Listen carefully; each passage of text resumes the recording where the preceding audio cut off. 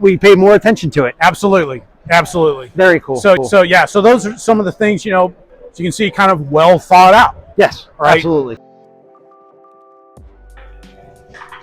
So that rep, Jim from Safariland, was incredible and gave some awesome information. I hope you enjoyed part 1. Let's check out part 2.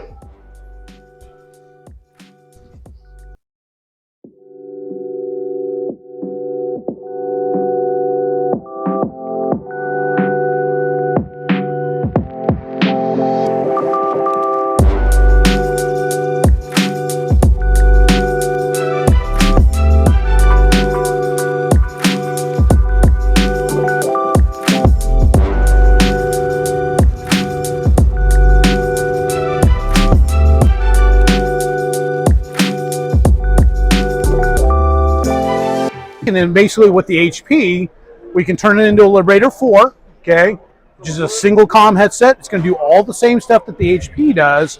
And now we've added a boom mic, all right, and a down lead that we're going to be able to plug into a single comm PTT.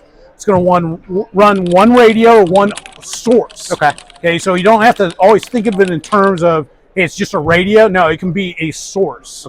Okay, so, you know, example being a Bluetooth module, I can plug that into our Alpha PTT and talk on the cell phone. Okay, you can only do one at a time, but I can choose the source that I want to use. You know, same thing, I can plug into an intercom system. All right, same deal. All right, it's just a source. All right, something that's going to generate audio and have the ability to talk and or push to talk on. So that's a single comm. We got a couple different PTT options guys can use. We can do all the accessories on the PTT, like adding volume control, adding the ability to actually slave into a gas mask. All right, so we can plug in a cable into both the PTTs that then plugs into your gas mask. The gas mask has a microphone on the interior. Right, once that cable is plugged in, the boom mic on the headset gets nulled out. Right, and I'm still using my ear cups. Okay, so very important that that boom mic gets nulled out, because if we're deploying gas, there's a bunch of screaming human beings because they just got gassed. I don't want to hear them when I'm talking on the radio. Okay, so it's all internal to the mask. Now, the mask microphone is probably not going to sound as good as the boom microphone, but you do have capability when that comes up. And generally what the teams will do is they'll leave that cable connected to their mask, and that way when they don the mask, it's right there. It plugs into your PTT, which means now with mask wear, all right, my peripheral vision and my vision kind of gets narrowed down, and it becomes hard to manipulate things because I can't really see it well. If it's right there on the PTT, it's right there. I can just look down, plug it in, versus potentially pulling off my headset and rerouting some stuff on the headset and then putting my headset back on. Okay, so kind of well thought out from the ergonomic standpoint. We have another way to do that as well, where we have a splice that you plug your headset into it. That then plugs into the PTT, and then that connects your gas mask. So it can kind of be, you know, either our stuff or potentially somebody else's stuff. You can use our GMA on to interface with the gas mask. You know, a little two-prong plug. You use it on the Avon mask, the MSA mask, Scott mask, that sort of stuff. All right, so that's Liberator 4. The other thing that we do is provide helmet mounts.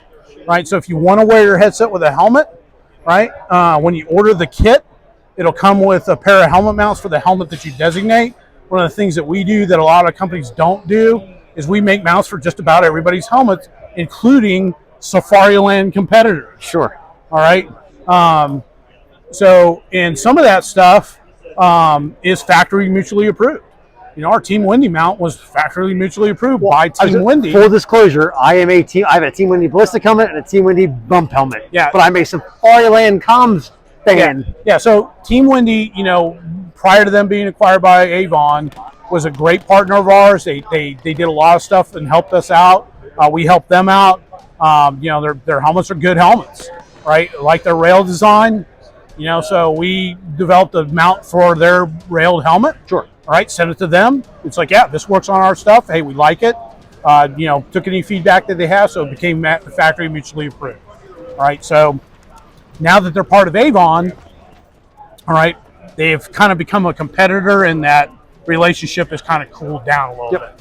All right, so when you order the system, and one of the things that we do, unlike some of our competitors, is when you order a system from us, you're getting one part number that is the entire turnkey solution for what you want to do, as opposed to a list of random part numbers that nobody knows what the heck they are, or providing you with a part number that has everything you need. Okay, you tell me it's like, hey, we're doing this helmet, with this rail, this radio, this is the PTT I want, here's the accessories that I want.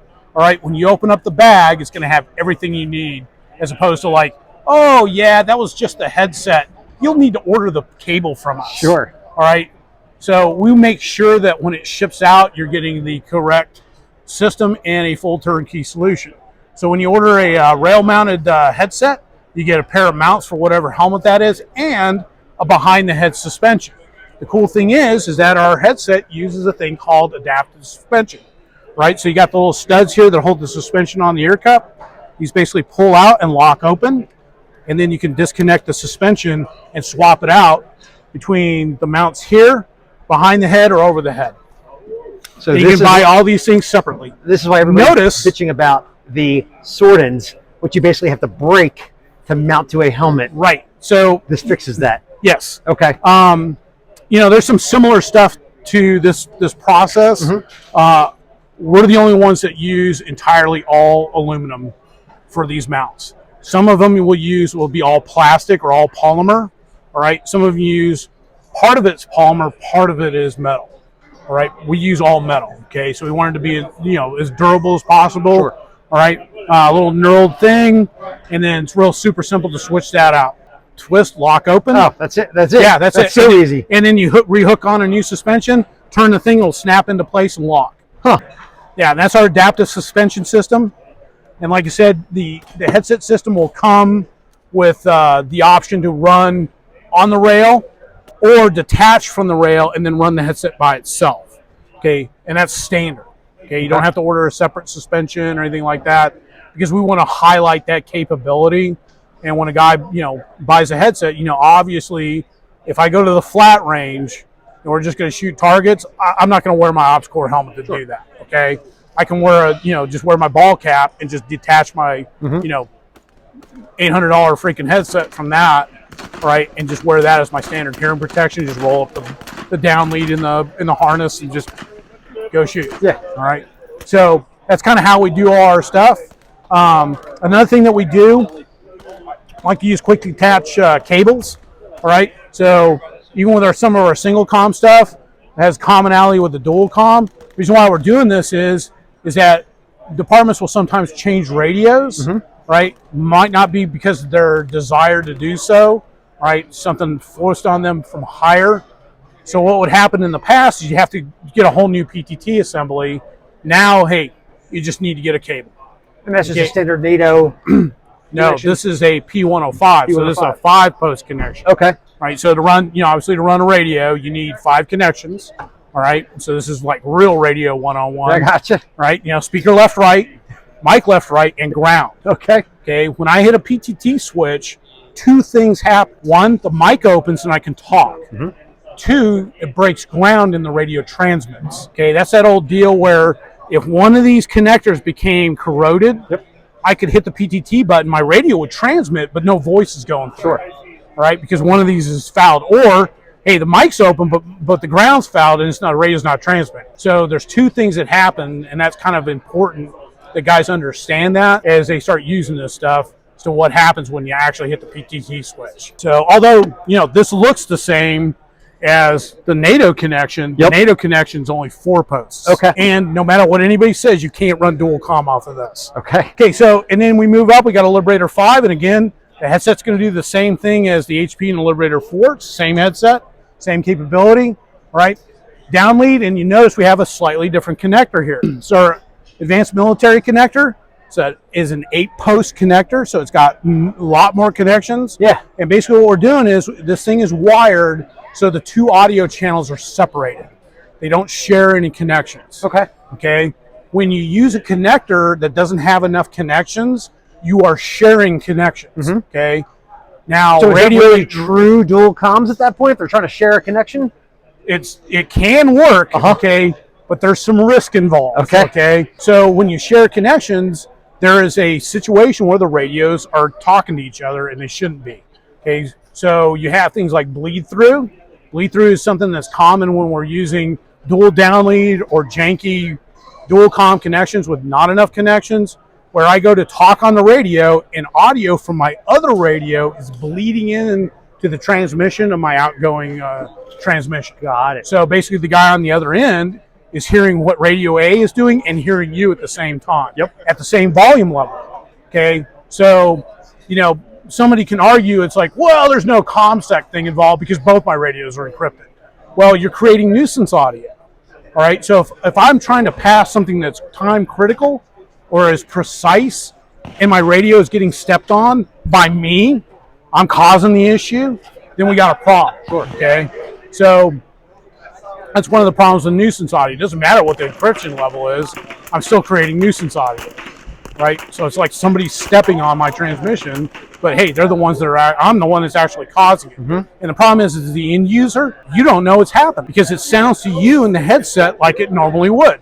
I hear radio A over here and radio B over here. Yep. Right? But because those connections are shared, you have that bleed through problem. So we use a connection that separates those two out. We go to a PTT box. Okay, one of the things that's important about our PTT box, it's Tempest compliant. Okay, Tempest is a military terminology. What Tempest is don't take your cell phone into the skip, right? Okay. So don't let classified information or classified audio or anything leak into an unclassified medium. And there's a bunch of different things that Tempest covers, like, hey, don't take your cell phone into the skiff. Right, but another thing is called red-black separation. Don't get that confused because we got a red button and a black button over here. Okay. It has nothing to do with that. Red-black separation is a switchology problem. It's the same thing where if you're using a secure telephone that I'm going to talk, classified information over a telephone, you go and you get a key, you stick it in the phone is unsecure or secure. It can't be both. It can only be one at a time. There's not two buttons on it where I'm like, oh, it'll be secure today and unsecured. No, it's one or the other. And the reason why you do that is if I accidentally hit the wrong button, I could be sending classified information over an unclassified network. The other issue is the switchology, where if I'm talking on this radio and then I lean against a tree and key this button too, now I'm transmitting on another radio that I do not intend to have happen because those two switches don't talk to each other. So ours is Tempest compliant, which means that if I hit this switch here for this radio, this switch is locked out and no audio can go to that side. Okay, so generally in law enforcement and military applications, you're never making transmission a net call on two separate radio nets at the same time. Okay, your protocols are going to be different. You may even have a different call sign, but that's Tempest compliance. And what that does, that allows us to use something like a Bluetooth module, which is ability to talk on a cell phone. Now, if you know a cell phone, you don't PTT a cell phone, right? You make a cell phone call and the mic is hot. So basically when this is plugged in, this switch is nulled out because I'm not PTTing the cell phone. I make the call and it's hot. If it's routing through a PTT switch that is not Tempest compliant, when I go to talk on my radio, the dude on the phone is going to hear everything I say. What if that dude on the phone is your CI at the target house and his phone's on speaker? So with ours, hey, I go to talk on the radio, all right, the PTT switch will cut the audio feed to the phone. That is awesome. Okay? Yep. Now, you can still hear the dude talking to you, he just can't hear you. It's like you pulled the phone out and put him on mute. Yep. All right? So there's other products that do kind of something like this. They don't do that, which means that if I'm on a phone call and I go to talk on my radio, the dude on the phone can hear everything I say over the radio. Yep. They won't hear the incoming traffic, they'll hear the outgoing traffic. Because it's coming out of the mic. So with the Bluetooth module, another little feature that we've got, typical freaking Bluetooth setup, the 3-button setup where you pair it, volume up, volume down, next call, drop a call. All right, you can listen to music, you can do all that standard stuff that you would do with a commercial Bluetooth headset. Okay, but because it's going through our dual comm system, right, there's no issue with somebody hearing what you're saying over the tactical radio over the phone. It uses a micro USB to recharge. Got a 72-hour standby time, 18-hour talk time. It's IP67, so I can have it out in the rain and it still work. Nice big buttons so I can feel those with gloves. The only time the LED comes on this is when you're pairing it or charging it. It'll never be on when it's operational. And then it'll recharge. I've recharged these things off a truck on a USB or a cigarette lighter adapter in about 20 minutes. You get full charge. And how long does it last for? I think it's got about a 10,000 cycle count on it. Okay. So if you charge it for 2 hours, how long will it That, no, 30 minutes or it'll be fully charged. and once it fully charged, how long does that last you? Like 72 hour standby 72 time. hours, okay. Yeah, Yep. 72 hour standby time, Yep. 18-hour talk. So, Okay. and it uses the higher end Bluetooth waveform. So guys will pair their phone and then stick their phone in their shirt pocket and then put their armor over the top, and it won't pair anymore. Because armor, especially if you're using a rifle plate, you got ceramics in it. Sure. Okay, ceramics in freaking electronics, use that as an insulator, that will distort RF signals. Basically absorbs it and converts it to heat. With a higher end Bluetooth waveform, if the guy's wearing his stuff under his armor, it's going to stay paired. And that's, we got accessory cables so you can run, when you do dual comm, you can pick what 2 radio systems you want to run or what's 2 sources. We got cables for all that stuff. So if you want to plug into a helicopter ICS on one side and a radio on the other side, we got a cable for that. And then you can run 2 different radios. Sure. Right? You can run, a situation where you're a military guy and you're running a dynamic microphone, all right, which is low impedance, and I've got a cop radio and a low impedance radio, right? Hey, we put the mic amp in the cable for the high impedance radio, right? So the dynamic mic will work with both radios. Awesome. Do that for the Air Force all the time. Awesome. All right. So that's one of those things you might read that, all the high-end headset manufacturers use dynamic microphones. Yeah. No, they use them because that's what the military wants, and they make more money selling to the military, okay? We will design the headset based on your comms architecture. So again, going back to what I told you earlier, what is your mission set? What do you need to do, all right? And what is your comms architecture? We'll design the system to support you. We will not design it around a headset and then design it for you, all right? And because a lot of these headset companies, they sell tons of headsets to the military, all their microphones are all dynamic, okay? Which means they don't work with a high impedance LE radio, right? So you have to do some monkey around with the PTT, put a mic amp in it, and do some different stuff to run that dynamic microphone, all right? We'll just build it with an electric mic, so it runs without that stuff on your radio. Well, and I think we're coming to a time and age, and yes, the military is always the biggest client. It kind of trickles down to law enforcement, but now you have a lot of these prepared citizens who are trying to get their comms plan situated. And I think it's important to understand, yet you see a lot of these guys and they buy a cheap radio, and that is neither here nor there. Some of them have gotten beyond that. Once they decide, hey, I'm going to buy a quality radio system, a Motorola, a Harris, whatever it is, this is going to be my go-to, they need to pair that with an equally and with us, headset to pair to it so it does what it's supposed to do. Exactly. So that's something we're gonna ask. We got an end user, a client. It's like, hey, this is what we need to do, right? This is the radio system that we have.